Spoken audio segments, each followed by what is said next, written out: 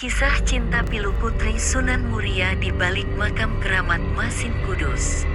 Sumber https://www.detik.com/. Kudus, sebuah makam di Desa Kandang Mas, Kecamatan Dawe, Kabupaten Kudus, Jawa Tengah dikeramatkan oleh warga setempat. Konon makam itu menyimpan kisah pilu percintaan antara putri Sunan Muria dengan santri keturunan dari Kerajaan Mataram. Makam tersebut adalah peristirahatan terakhir Raden Ayu Nawangsih dan Raden Bagus Rinangku yang berada di Dukuh Masin, Desa Kandang Mas. Makam itu berada di sebuah bukit. Untuk sampai di makam, warga harus berjalan kaki sejauh 300 meter menaiki jalan setapak. Suasana makam terlihat asri. Di sekitar makam terdapat banyak pepohonan jati yang masih rindang dan lebat. Warga tidak berani mengambil kayu jati itu karena dikeramatkan oleh warga setempat. Peziarah biasanya datang setiap Rabu, Kamis, dan Jumat.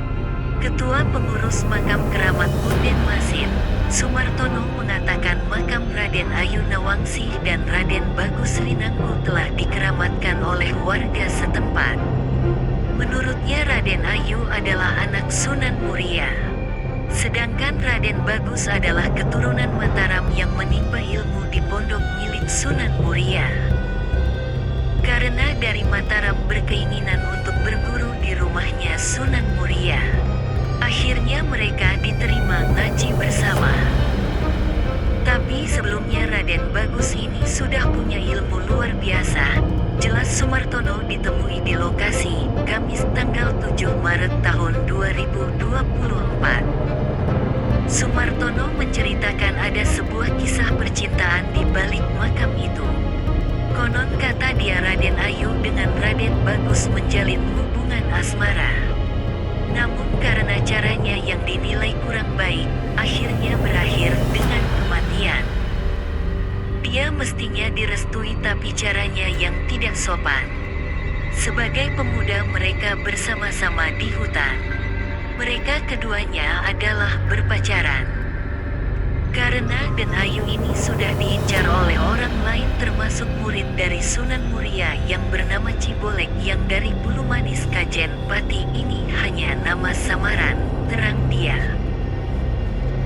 Dia mengatakan di balik hubungan asmara keduanya ternyata ada santri dari Pati yang bernama Cibolek menaksir Raden Ayu.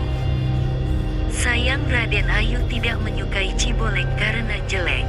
Raden Ayu memilih Raden Bagus. Namun hubungan keduanya diam-diam diawasi oleh Cibolek hingga dilaporkan kepada Sunan Muria. Cibolek itu jelek, cebol, kecil, memiliki keinginan untuk mempersunting Raden Ayu. Dia Raden Bagus datang itu Raden Ayu tidak memperhatikan Cibolek tetapi yang diperhatikan adalah Raden Bagus. Akhirnya Raden Bagus diberikan pekerjaan oleh Sunan Muria untuk jaga padi di wilayah Muria Selatan atau sekarang Masin, terang dia. Raden Bagus ditugaskan oleh Sunan Muria untuk mengawasi padi di sawah. Raden Ayu kata dia sering mengirim makanan kepada Raden Bagus saat menjaga padi di sawah. Ternyata Cibolek, kata dia, diam-diam mengawasi keduanya yang sedang menjalin asmara di sawah. Cibolek diam-diam melaporkan keduanya kepada Sunan Muria jika keduanya berpacaran di sawah. Raden Bagus disuruh jaga padi di sawah. Raden Ayu sering datang untuk mengirim makanan, witing tresno apa-apa jadi tertarik. Akhirnya mereka itu dilaporkan Cibolek kepada Sunan Muria. Anak panjenengan Raden Ayu tidak sopan, di sawah dia pacaran dengan Raden Bagus, terang Sumartono. Akhirnya dibuktikan oleh Sunan Muria ketanyaannya, mereka masih pacaran. Akhirnya dilaporkan, di rumah lalu diberikan arahan oleh Sunan Muria. Namun mereka tetap menjalin hubungan, lanjut Sumartono yang sudah belasan tahun menjadi ketua pengurus makam keramat Masin itu. Sumartono menceritakan, Cibolek melihat lagi mereka pacaran lagi. Cibolek lalu melaporkan kepada Sunan Muria bahwa padinya dirusak dimakan burung itu. Padinya dimakan habis. Akhirnya dilaporkan, tetapi saat Sunan Muria datang melihat padinya ternyata tidak ada yang rusak dan masih utuh. Singkat cerita, Sunan Muria murka melihat anaknya yang menjalin hubungan dengan Raden Bagus. Sunan Muria bahkan mengancam akan memanah putrinya sendiri. Nahas ancamannya itu justru menjadi kenyataan dan dia memanah ke putrinya. Raden Bagus yang melihatnya langsung menghadang. Panah itu lalu mengenai Raden Bagus hingga meninggal dunia. Singkat cerita, Raden Ayu didatangi oleh Sunan Muria, karena anaknya sudah senang dengan Raden Bagus. Saya tidak mau pulang kalau tidak bersama dengan Raden Bagus.